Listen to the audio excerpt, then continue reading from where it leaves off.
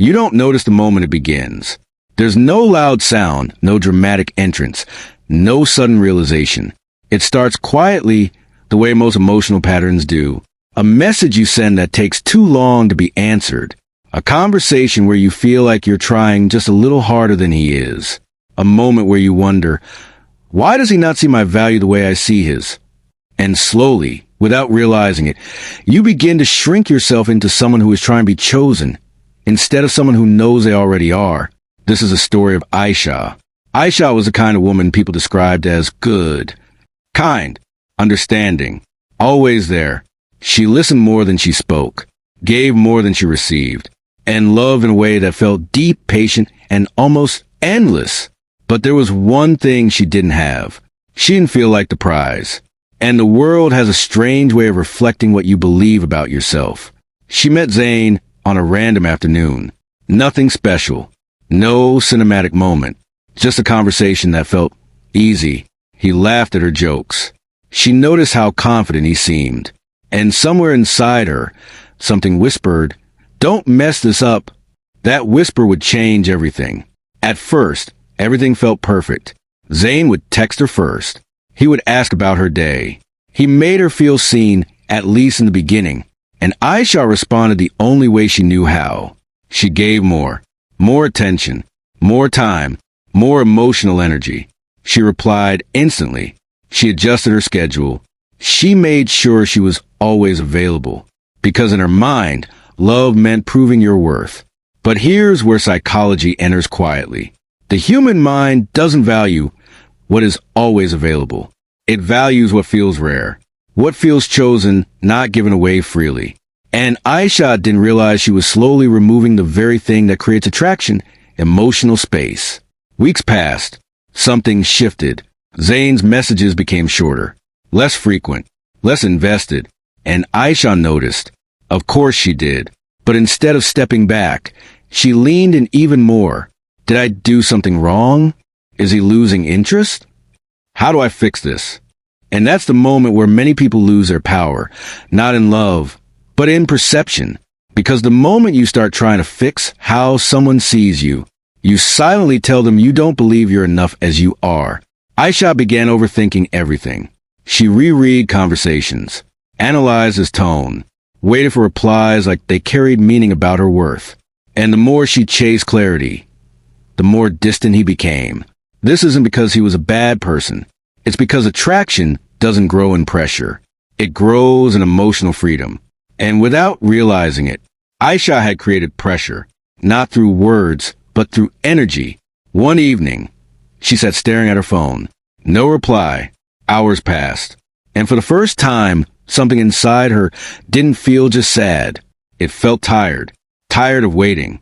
Tired of trying. Tired of feeling like she was asking for something she should never have to ask for. And that's where the shift begins. Not in anger, not in revenge, but in quiet awareness. The next day, something was different. Not dramatic, not obvious, just different. She didn't check her phone first thing in the morning. She didn't rush to respond. She didn't plan her day around him. Instead, she did something unfamiliar. She chose herself. At first, it felt strange, almost uncomfortable, because when you spend so long seeking validation outside, choosing yourself feels like stepping into the unknown. But something inside her kept pushing, not loudly, just enough. Days passed. Zayn noticed. Of course he did, because when someone who is always available suddenly isn't, it creates curiosity. And curiosity is the beginning of renewed attention. He texted more. Asked where she had been, tried to reconnect. But something had changed in Aisha. She wasn't ignoring him. She wasn't playing games. She was simply no longer centered around him. And that shift changed everything. You see, being the prize is not about acting distant. It's about understanding your value so deeply that your behavior naturally reflects it. Aisha started investing in herself. She picked up hobbies she had once ignored. Spent time with people who made her feel alive, focused on her own growth, and slowly, her energy changed. She no longer felt like she was waiting to be chosen. She felt like she was choosing. And that subtle difference is everything. Because people don't just respond to what you say. They respond to how you see yourself. Weeks later, Zayn asked to meet. When they sat across from each other, something was different. Not in him. In her. She wasn't trying to impress him. She wasn't trying to hold his attention. She was simply present. And for the first time, he leaned in more than she did. He asked deeper questions, paid more attention, looked at her in a way that felt intentional. And that's when she understood something powerful. He didn't suddenly see her value. He was finally responding to the way she saw herself. This is the shift most people miss. They think being valued is something you earn from others. But in reality, it's something you establish within yourself. And others either align with it or they don't stay. Aisha no longer needed his validation. Not because she stopped caring, but because she stopped depending. And when you stop depending on someone to define your worth, you become emotionally free. And emotional freedom is deeply attractive. It signals confidence, security, self-respect, things that cannot be faked. Zayn began investing more, not because she demanded it, but because the dynamic had changed. She was no longer chasing. And when chasing disappears, effort often rises from the other side. But here's the truth most people don't talk about.